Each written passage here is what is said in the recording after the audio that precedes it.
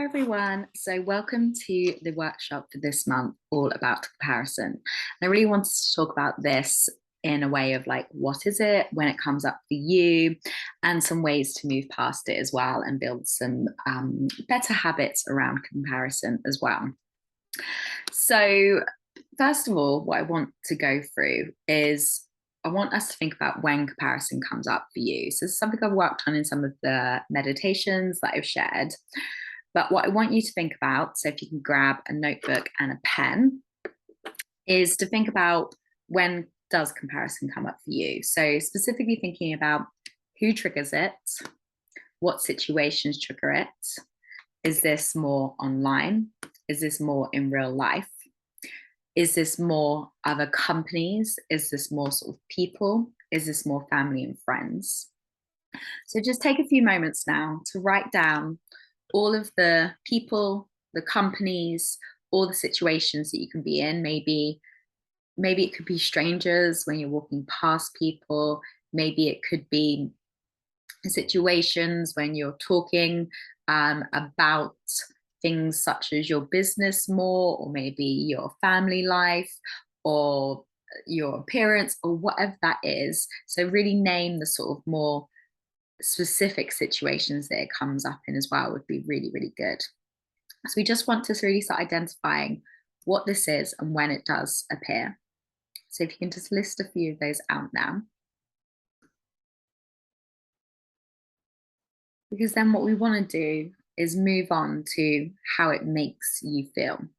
So you've got some of these situations, these specific situations, these people, these businesses, and really name them as well, because this work is just for you. No one else will see this. And what we need to do is get really clear and really honest with ourselves about the situations this does come up in. So now we've got these specific scenarios. I want to start tapping into how this makes you feel. So what are the feelings and emotions that come up when you're in these situations? Can you name them? Thinking about what these feelings are and how they make you feel. Because, we can often say there's no good or bad feelings, there's just comfortable and uncomfortable ones. But obviously, sometimes when we feel those uncomfortable ones, we start going into that negative self voice. It just becomes very, very negative, and we can start losing our self belief and just becoming overly critical, and it really stops us. So, really naming those feelings and emotions. Do you feel more stuck? Do you feel overwhelmed? Do you feel guilty? Do you feel really negative? What is that for you? Maybe just seeing if you can think about these situations, and don't go into it too much. Think about these situations and the scenarios they come up in. Where do you feel these feelings in your body? When these feelings come up, are they more a rushing feeling in your head, a pounding in your heart, a twisting feeling in your stomach? Is there tingling in your hands? What are those situations? So just really thinking about that. So the more we can see it now, name it now, but when it does come up, hopefully we can keep catching it. So if it does come up, then we can go, oh my God, that's that feeling. That's when I did this work in this comparison class. That's that feeling that's coming up. So the more we do this work and we remind ourselves, the more it benefits us. So just writing down a few of these feelings and where you feel them. And just taking your time with that. If you need to pause, carry on with that, please do. But just to say, comparison and jealousy, then like natural emotions, we all feel them, even if sometimes we feel that we're the only ones that can feel like this. It's why the things like the sharing circles are so powerful, because we really get to see that we're not the only ones feeling like this. We're all social creatures. These feelings of jealousy have been happening for hundreds of years, thousands of years. Going back to like medieval times when an upstart would want to take over the king's throne because they'd be jealous of them, back in that day. It's just now it feels a lot more widespread. It's so much more in our face with things like social media and the internet. We're constantly being bombarded with information. There is information overload. We've constantly got a source of comparison at our fingertips whenever we go onto our laptops, onto our phones, let alone when we just go outside or see friends, family, or strangers walking down the street. It it really does make us question ourselves, because we're just getting thrown in our face, the best way to do everything at all times, or they've got this, and people flaunting, showing them their highlight reel, basically. So we often compare our lesser qualities with a person's best qualities, which really skews our judgment, particularly, like I said, with social media or just articles on the internet or magazines. We are literally only seeing a highlight reel. It's very much, this is literally just their highlight reel.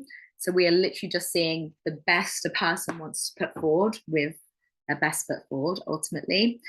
But what we do is we compare it to what we're feeling negative about, what we don't have. We're not comparing it with our best qualities, or even if we would want that quality sometimes as well. We just kind of very much get this sense in. So, what I do also want us to think about today is how many people struggle with mindset setbacks. So, obviously, we're talking specifically about comparison, but we can have mindset setbacks every day, multiple times a day, every week, multiple times a week, once a month, multiple times a month, whatever that looks like for you.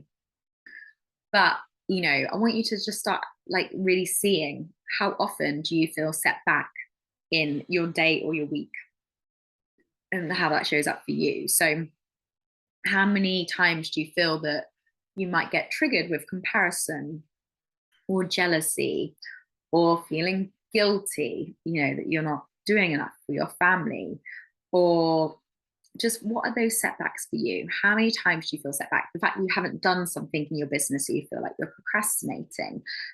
How many times do you feel you get set back in a day? This is probably quite a lot if you think about it. If you were to have a little post-it note next to your computer, and you were to, every time you felt like you're being set back, and you've got to like propel yourself forward again, or like work through that, however little, there's a lot of setbacks during a day. Just seeing like how they feel, because I think what I want to touch on with this, and maybe it's an exercise you could do, is if you just bring that awareness to one of your days of where you feel like, oh, I feel a bit stuck, or I'm set back, or I've got to really move myself forward or push myself. I just want you to highlight that, because one, you can see this happens very regularly. And whereas that's not necessarily like the best thing, it's also just really highlighting that actually we get set back, but we always move forward. And I feel like I've said this as well, you guys have so much confidence and belief to have started up businesses, to be moving forward, to be pushing yourselves all the time. We need to remind ourselves of that. So even though we have setbacks, we always still move forward. Even if that's slowly, in your viewpoint, it's still moving forward. So then what I want you to think about these setbacks, is what I want us to think about is that, what do we do about them? Again, it's great having all this awareness, and I'll be coming on to more specific ways to move past comparison, but just in terms of everyday setbacks, be that comparison, be that procrastination, be that overwhelm. What do you do about them in that moment? Do we do nothing? Do you think, oh, I need to deal with that, or I need to work on that, but I'll do that later? Does later ever come? Do you ever do anything in the moment? Are you negative to yourself? Do you give yourself a pep talk? How do you treat yourself in that moment when you have these little setbacks? Because I just want you to think about that, because I think so often, and I know I can be totally guilty of this, is we kind of have these setbacks, and either you'll just keep trying to plow on through without trying to help yourself, or you won't really notice it, and you just kind of, life is hard, it's hard, and then you're not sure what to do about it, and maybe you get yourself into more of a spiral about it as well. So it's just sort of thinking about if you can create any mini standards for yourself. So, what can you bring in to help yourself in these situations where you feel you've got a little setback or a little block, or you're not sure what next step to take? Can you take a moment, breathe 3 times? Can you write it down? This is my block right now. How can I move past this? Maybe doing something like that. Can you get up from what you're doing when you feel stuck and just walk around your house? Walk out into your garden if you've got one. Can you stop and do some movement or a meditation from the membership? What does that look like for you? How can you set up your morning and your evening routines to better serve you as well? Can you, if it's not straight away, but quite soon after, do some movement, do some meditation, do some walking, do some journaling. Again, make it specific to you. I want you to think about, like I said, if you have these mini setbacks or blocks that you deal with daily, weekly, how can you set yourself some help that you can easily do to move past them? So just writing down a few ideas for that right now as well.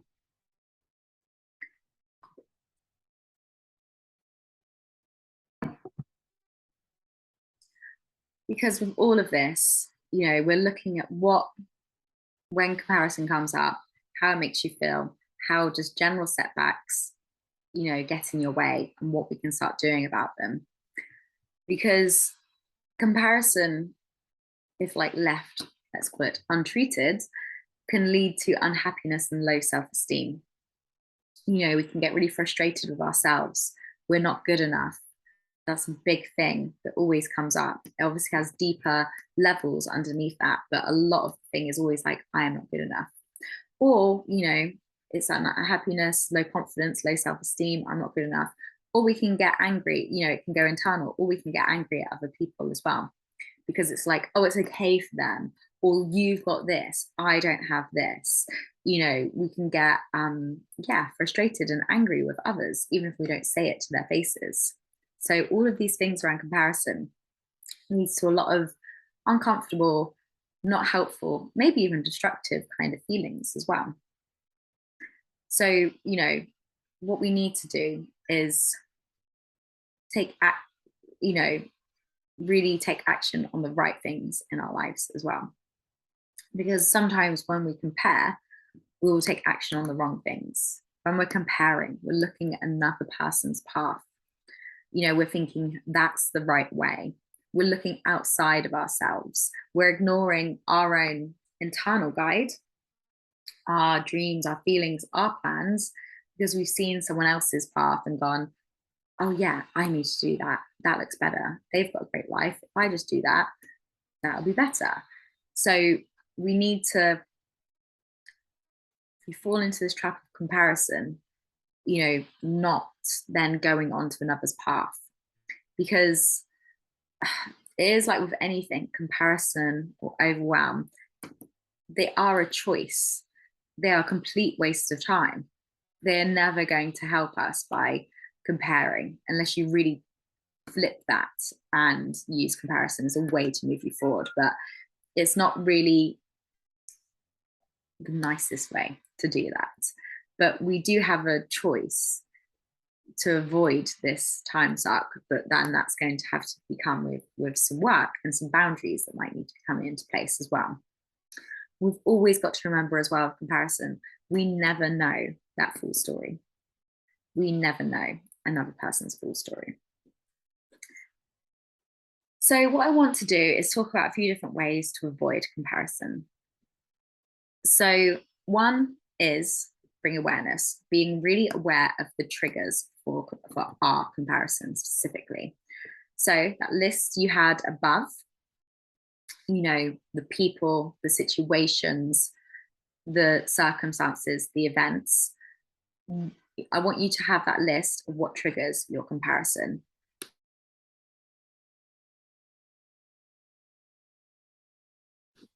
just me. So I wanted to mute that so it wasn't on there for you guys. So yeah, let's list out those people and circumstances that trigger our comparison, because then we need to take action to avoid these situations.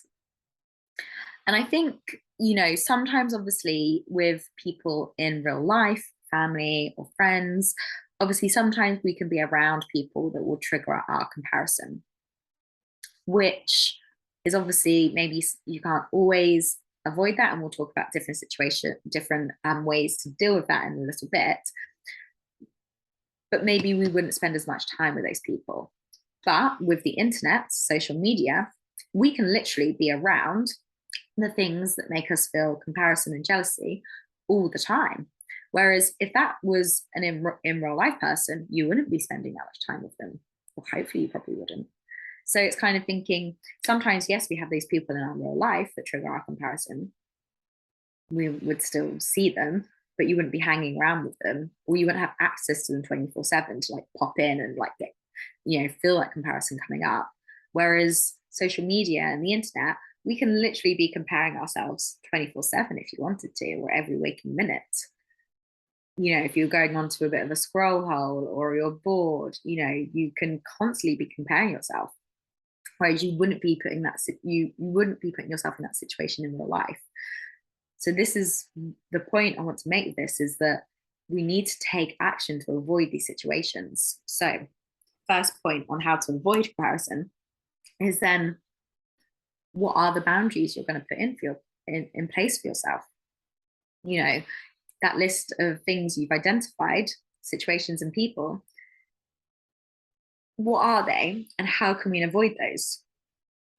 So let's go through some specifics. So the second point on how to avoid this comparison when it comes to online, social media in particular, is, we need to set some boundaries and we need to be strict about this. So whether that is screen time that you put on your phone, so you're not going on for hours and hours on end, or that we use social media for marketing and being social. We're not just going on to scroll. So what we do is we go on to post what we want to post. We do our marketing. We check our DMs. We engage with our clients and customers only. Or, we don't just scroll your feeds and your stories. Maybe you create a saved folder of all the people you want to follow, or you literally click the following button and the people you want to follow and you just follow them, because these are people who aren't going to trigger you. So really, when you go on social media, you've got these clear boundaries. You go on to post, you go on to check your messages, and you engage with people who you want to. That be for customers or people who could potentially be customers, or that wider network that makes you feel good. If you do want to scroll, put a limit on it. I think, and as well, when you think about it, ask yourself a few questions. If you literally go to scroll, could you scroll or work on that bigger project? What is going to move you forward? Obviously, sometimes we need a bit of time out, but generally, is the scrolling helping you move you forward? Asking yourself that question. Or if you go to reach for your phone, actively ask yourself, why am I going on social media, the internet, whether it's Daily Mail or whatever websites you look at? Why am I going on my phone right now? And just see it. Is it boredom, procrastination? What are those feelings that come up? Do you kind of want to indulge sometimes in that doom scrolling? Because that is a thing, it's addictive, isn't it? Just be really intentional with how you're using social media and the internet. Like I said, if you're using social media specifically, let's use it as a way to market our business, so posting, but also engaging and being social. So building up relationships with people that do make you feel good, checking in, sharing value, having conversations. Again, social media is a two-way conversation. It's not just a TV blaring out. It's more of a telephone conversation. Because, we want to stay in our own lane. And I would also say, create before you consume and scroll too. Definitely create content, then go on, post, and then if you want to consume. But a big thing as well is, again, the boundaries, whether it's the question you ask yourself when you pick up your phone, the limits you put on your certain apps, follow or mute people if you need to as well. Don't be ashamed. If you can't feel like you can't unfollow them, then mute them if you don't want to see them. And again, like setting yourself these mini standards, these boundaries. What time will you check social media? Do you go currently on first thing when you wake up? Is that helpful for you?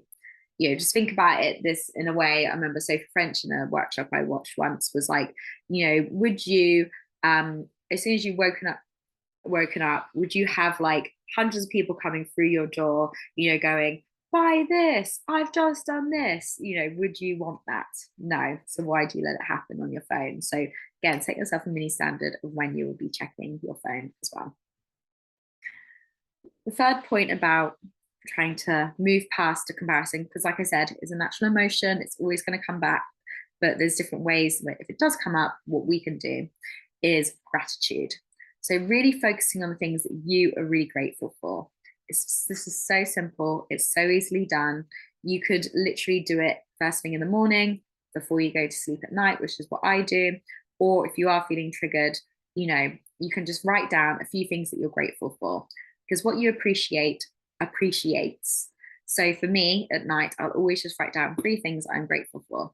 And that literally could be my breakfast, it could be the sunshine, it could be the fact I've gone for a walk. These are not big things. It's not, but then that's what's made me feel happy. Gone out dancing, seen a friend, had a chat with someone, had an order, signed a new client, whatever that looks like for you. So just one way you can stop comparing is to really fill your own cup, feel really grateful. If you feel grateful, then you're not going to be comparing as much as well. So having some sort of gratitude is really going to help with this as well. Number 4, so this is going back to online, but also people in person as well, is just really understanding that you will never know the full story of someone's life. Whether you know them just online, whether you know them in real life, maybe you know them in real life and online and you follow them, you are still always seeing their external show, be that on an Instagram grid post, on a story, on Facebook, on their website, or it's your family or friends who you meet up in person with. This is their external show that they show you online and in real life. You don't know their past, present, and future as well. We might know them quite well, but there's still be always things that we don't know about people. We just don't know the full story of what's going on with them right now. Even if, because a lot of the times I've got friends who've turned around and gone, oh my God, I've just been going through this. And it's just like, wow, no idea. And like, maybe they've been showing up on social, maybe they haven't, but a lot of the time you will just never know. Maybe people won't share things straight away as well. So it's just really knowing that the external show that people can put on is not the full story all of the time, be that online or in real life. We also don't know exactly all the help people do and don't have in their life. We don't know their real wealth, their real happiness, the real what they feel, unless they're really, really open with us. So basically you can't compare their external show with your internal dialogue, which generally is a little bit more negative. Sometimes it can be. So we're always more harsh with ourselves and we always see the best in other people. So it's just really reminding ourselves that we really don't know this full story of someone else. We really don't. And then going on from that, point number 5 is if someone is really triggering you, be that in person or online, I want you to reach out to them and celebrate them.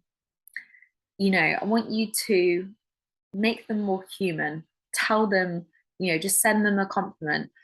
Oh my God, I love that new product you've just launched. Oh, I just love the way you dress. Oh, I'm just, you do so much. I'm so in awe of what you do. whatever that is for you. Reach out, take them off the pedestal, and tell them what you do like about them. Because sometimes, a lot of the time, obviously, when we compare, it's that we would want to see that more in ourselves. So, what is it that's triggering you that you would kind of like in your life as well? But reach out and just make them more human. Because if we do that, then we're just instantly, one, we're giving someone a compliment. So that's something that's good. But we can just start to make this person less of this kind of like all-encompassing godlike being almost. So yeah, so a few different ways is just to really be aware of what triggers your comparison. So, and then put in some boundaries to avoid these situations. Having some real boundaries on social media or online as well. Having this gratitude practice, so appreciate your glass as well, and that how full or more it is. We'll never know their full story, so we can't compare our internal with their external. And then reaching out and celebrating someone if they really are triggering us as well, or giving them a compliment, or maybe even just saying, oh my gosh, I love what you do, but if you wanted to do that, this is completely up to you. Because the key thing here is we need to work on your confidence and self-belief when it comes to comparison as well, and just making sure that you feel the best in yourself, because then this is going to stop this comparison as well. So in terms of confidence, and particularly with self-belief, so healthy self-belief is a realistic but optimistic evaluation of yourself and your abilities, and a sense of trust and confidence in yourself.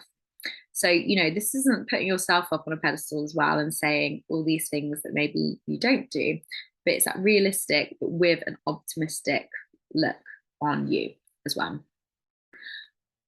This healthy self-belief, it's also about having disappointments, but not spiraling into that negativity, not just going into it. It's also about reframing it as it's not all about you when it comes to other people's behaviors as well. So if other people can knock our self-belief and self-confidence, that this isn't your fault. It's not because you've done something or you've shown up. This can be about them as well. It's about seeing the positives in a negative situation. So it's having that more balanced opinion, having that gray instead of that black and white. I did this, I'm a bad person. No, okay, right, I did this, that wasn't great, but, or, actually, no, this didn't go quite to plan, but actually, I learned this, and this out of it. And healthy self-belief is also giving something an empowering meaning instead of a negative one as well.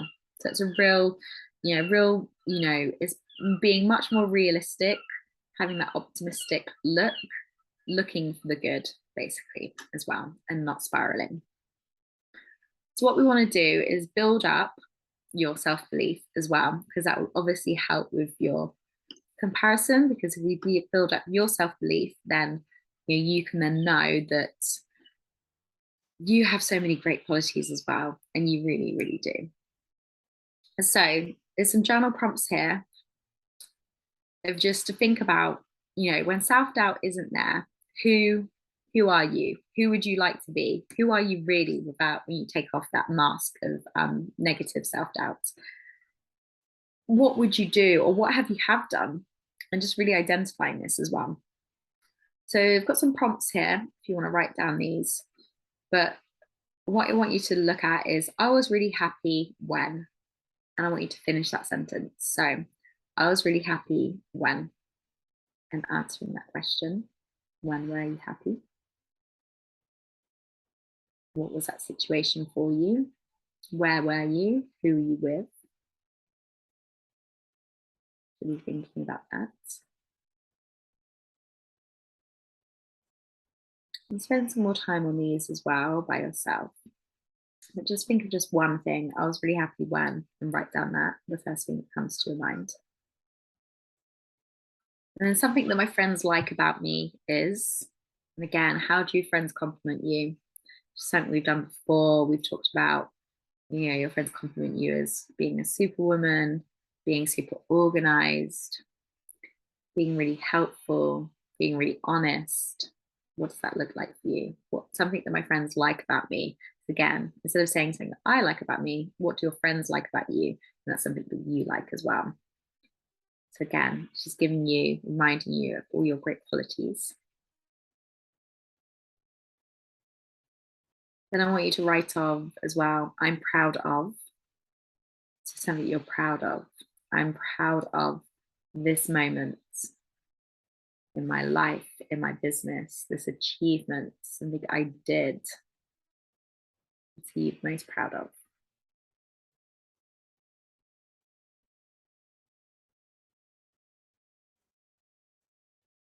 Then thinking about something that makes me unique is, and again, what makes you unique? What makes you unique in your business? That brand USP work you must have done. What makes you unique? Certain process you use in your business, the quality that you have, what people complimenting you on, what makes you unique.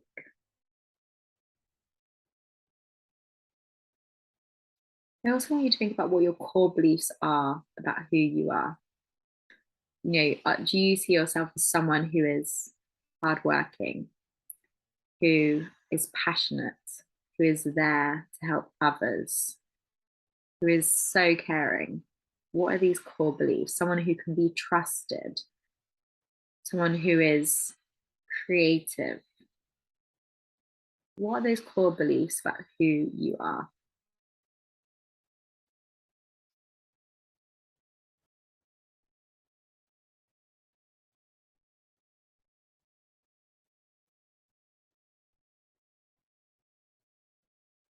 And then following on from this is sort of like some prompts about who you are and your great qualities. But I want you to think about, like I was sort of saying before, about how we have these like mini setbacks. I want you to think about any fears that you've had and how you've defaced or faced your fears before.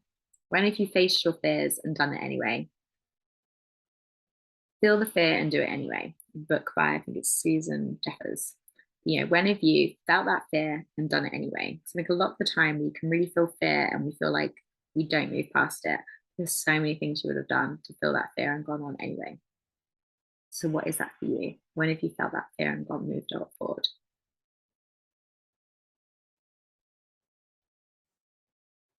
Because then I want you to remind yourself that you've done this before and you can do it again. Little by little, building up this way of approaching your fears. So when you face that fear, how did you feel? What did you do? Did you break it down? Did you just press the effort button and go do it anyway? Did you dive in head first or take steps there? What is that? What does that look like for you when you face your fears? Because then I want you to use this process to then face your fears, to then build up your self-belief. Building up your self-belief will start squashing comparison as well. So I want you to start affirming yourself, changing this story. Like I said, comparison comes from when we look outside. We take the viewpoint from ourselves to other people. We need to come back to ourselves. So these exercises of really seeing who we are and our great qualities and how we faced our fears, it challenges those old beliefs, those negative beliefs, those comparing beliefs. We can start changing that story. We can start seeing how great we are and see the world we want to live in. We don't have to change the world. We're seeing the world that we want to live in. And this is key. I want you to keep bringing it back to yourself. When we're comparing, one of the biggest takeaways I want you to take is that when we compare, we're looking at someone else's path. We're trying to go onto someone else's path. But we all have our own path. Some might be more wiggly at certain points, whereas others are on a bit more of a linear path and it looks a bit easier. There'll still be bends in the way, but we'll all have these points where we might be feeling like we're going around in circles. There'll also be points where there'll be a few curves, but it might be a little bit more straight. And this is the thing, we all go through this. But it's just, I want you to think about the world that you want to live in, because you will win. You will have what you want if you focus on yourself as well. There's always highs and lows, always, but we need to keep bringing it back to ourselves. So to sum up with all of this, we've got a list of situations and people who can trigger us, how it does make us feel. We know that this can set us back, but I want you to start looking at, having this list to then put in boundaries to avoid or protect ourselves in these situations, and maybe even zip yourself up or you avoid these situations, whatever that looks like for you. We can set in boundaries online. We can know that we'll never know that full story. We can reach out and celebrate these people. And then we can do other things to then build ourselves up and remind ourselves about how great we are. So that's gratitude, things like these journal prompts to really shore up our self-belief of knowing when we're happy, what makes us unique, things we are proud of, the core beliefs of who we are, and how we faced our fears and done them anyway, and what that looks like for you, head first or small steps up to it. Because I want you to keep reminding yourself of who you are at that core level, so that then we can keep coming back. So when that comparison comes in, we've got those boundaries around it. We can come back to this list of what makes you unique as well, what you've got going on in your life. And so, another prompt, the dreams and the goals that you've achieved. So easy to say, I haven't done what I wanted to this year so far. But actually, there'll be so many things you have done. And you need to remind yourself of that constantly. To remind yourself that you're powerful, you've done so much, you've achieved, you've won. So what I want you to do is, really have these boundaries around comparison, and then build up gratitude and this self-belief around yourself of all these things that you have done, and this self-belief of who you are at a core level as well. And that's just some of the ways we can start moving past comparison. So I hope that helped. What I want you to do is check in with the Facebook group about what came up for you here.